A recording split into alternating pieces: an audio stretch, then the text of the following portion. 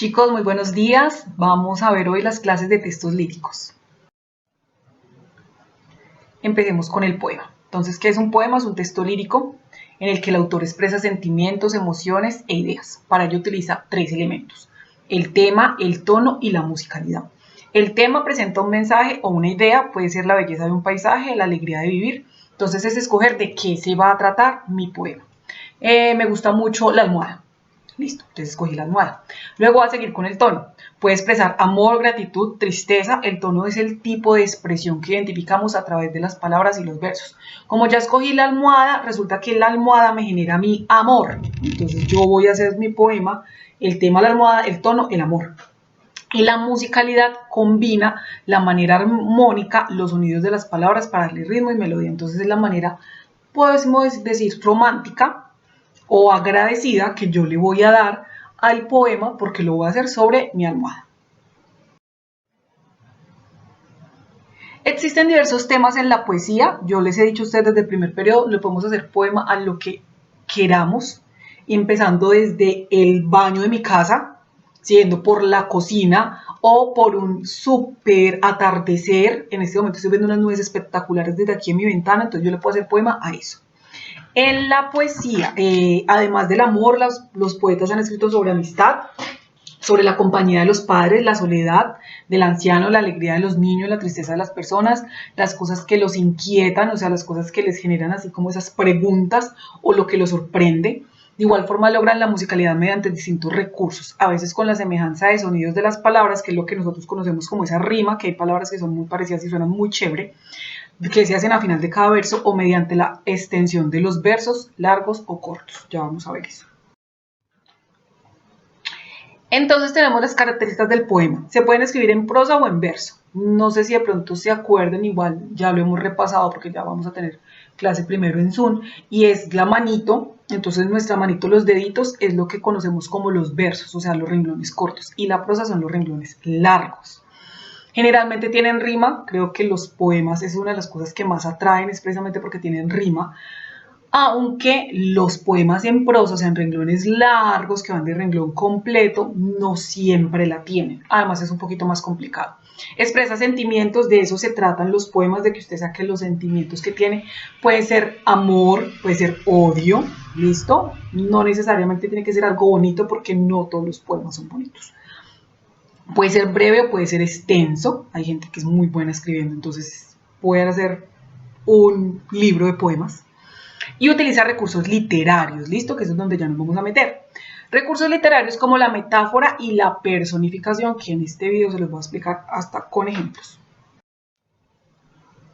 Entonces tenemos que se utiliza la metáfora cuando en un poema el significado propio de la palabra se designa mediante otros objetos, gracias a una semejanza que hay entre ellos. Entonces, ¿yo qué hago? Cojo dos objetos, miro que yo crea que se parezcan, no, porque se van a dar cuenta que no necesariamente se parecen, y hago eso y lo meto dentro del poema.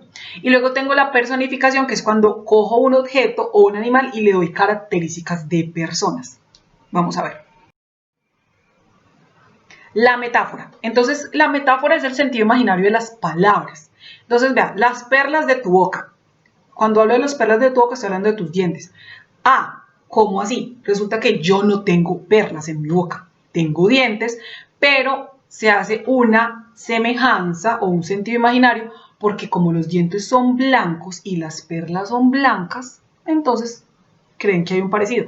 Puede que a algunos nos parezca que sea, sí, otros digan, no, profe, nada que ver, pero igual es una metáfora. Tenemos otra que dice: las luciérnagas celestes decoran la noche. Todos conocemos las luciérnagas, que son esos insectos que les brilla la colita. Entonces resulta que en este momento cogieron las luciérnagas y las compararon con estrellas. Bueno, en este caso de pronto tienen un poquito más de sentido. Dice: el cielo estaba cubierto de blancos algodones. Si miramos las nubes tienen una semejanza impresionante a los algodones. Entonces estamos hablando de que el cielo está cubierto de nubes. Tu voz es música para mis oídos, entonces resulta que tiene una voz muy agradable para mí y por eso digo que es como música. Sus ojos son zafiros, sus ojos son azules y brillantes. Los zafiros, que son piedras preciosas, son azules y son brillantes. Entonces ve que sí hay una relación. Y vamos a ver la personificación, que es darle acciones y cualidades a seres inanimados. Miremos, la casa se quejaba por la edad. Las casas no se quejan, pero resulta que era una casa que estaba tan vieja que le damos esa personificación, o sea, le damos esa cualidad, le damos esa propiedad de que ella diga que la casa se quejaba. Las estrellas eran fieles testigos de lo que pasaba. Pues sabemos que las estrellas no hablan, las estrellas no pueden ser testigos de nada, pero resulta que la persona que está escribiendo el poema está hablando de que en una noche muy estrellada pasó algo y dice que los testigos eran las estrellas, era lo único que había en ese momento. El carro lloraba de cansancio. Los carros no lloran, pero era quizás el recorrido tan largo que esa fue la personificación que le dieron. Y esta me gusta, que dice: la cama gritaba de dolor. Las camas sabemos que no gritan, pero quizás tenía muchos niños saltando en ella, entonces podríamos decir que la cama lloraba de dolor o gritaba. En este caso seguramente hacía un ruido por todo el mundo encima, pero no necesariamente es verdad, simplemente que yo le doy acciones y cualidades. Vamos con las imágenes poéticas. Dice que los poetas emplean oraciones que originan representaciones en tu mente. O sea, la idea es que así como cuando yo leo un cuento, me voy imaginando qué está pasando, así también puede llegar un momento que a través de la poesía también me lo puedo imaginar, o lo puedo leer o lo puedo ver. No es que lo huela realmente, lo que pasa es que en el poema me lo escriben de manera tan buena, o pues no sé, como tan profunda, que yo puedo llegar a recordar cómo lo es. Entonces, miren, eso se llama imágenes poéticas y describen el mundo a través de los sentidos. Recuerden que ustedes, al igual que yo, tenemos 5 sentidos. Entonces, puedo utilizar las imágenes visuales que recrear una escena, entonces decir que algo es muy bonito, o quizás decir que algo era muy oscuro. Entonces, en mi mente se forma esa imagen. Las auditivas es transmitir el sonido de un lector, quizás decir que los pájaros cantaban, el agua caía, la lluvia, entonces como nosotros conocemos esos sonidos, es fácil poder recordarlos. Las olfativas se remitía a fragancia, su esencia, entonces de pronto, no sé, el bosque, hablar de alguna fruta que digamos que nos huele rico, por ejemplo la piña, puedo poner un ejemplo. Entonces a través de ese poema La piña, pues recuerdo.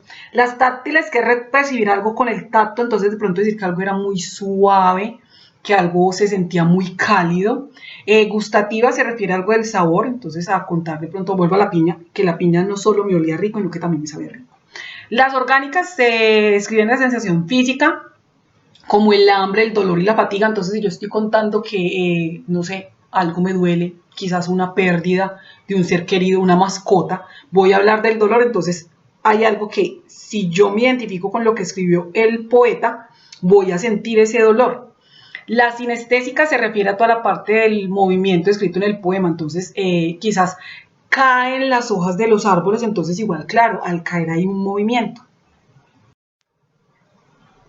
Tenemos la canción, que es algo que conocemos, creo que es de las cosas que más podemos decir que nos identificamos con la parte lírica, porque en algún momento del día por lo menos una canción escuchamos, si no es que es más. Entonces la canción es una composición lírica. Si ustedes miran, las canciones están escritas en verso. Es musical, está interpretada por una voz humana acompañada por instrumentos musicales. Por ser un texto lírico, expresa sentimientos y las emociones de su autor sobre los diferentes temas. Ojo, no todas las canciones, a pesar de que todas son composiciones líricas, no todas son edificantes para nuestras vidas, porque si ustedes se ponen a mirar algunas letras, hay unas que dicen cosas muy, muy feas y que nada que ver con lo que nos conviene a nosotros. Entonces la canción está escrita en verso, tiene ritmo, tiene rima, están organizadas en estrofas, como así, en grupitos, y tienen un coro o un estribillo que normalmente es lo que enlaza, lo que más se repite, ¿no? Yo creo que casi siempre cuando uno se aprende una canción, lo primero que se aprende es el coro, de tanto que lo repiten. El caligrama es un poema. Los versos pueden disponerse de muchas maneras para formar imágenes, entonces la idea del caligrama es formar una imagen. El caligrama es un poema texto en el que sus palabras se organizan para formar la silueta o la figura de una persona, un animal, un objeto o un paisaje. Hay caligramas de paisajes, eso es un nivel muy alto. Un caligrama se caracteriza porque las palabras que lo componen son tan expresivas como la figura que representa. Entonces, imagínense, si va a ser un paisaje, el caligrama tiene que ser un nivel alto. El lector traza su propio trayecto de lectura, entonces hay momentos donde hasta uno puede voltear el ojo para leerlo. El espacio y la distribución de las palabras son fundamentales para formar la imagen. Vamos a ver 2 ejemplos. Me encanta es la palabra leer, y a través de ese leer está formado por letras. No es muy fácil pues de ver realmente qué dice, pero vamos a ver el otro ejemplo que es un poquito más claro. Entonces tenemos una estrella, entonces bueno, la estrella es el caligrama, pero también lo ponen al lado, creo que es más fácil. Dice: las princesas primorosas se parecen mucho a ti, cortan lirios, cortan rosas, cortan astros, son así. Mire que igual dice astros, la estrella es un astro, entonces precisamente por eso realizaron este caligrama. Entonces creo que en esto nos puede quedar mucho más claro. Chicos, cualquier cosita o dudas, nos vemos en Zoom. Un abracito.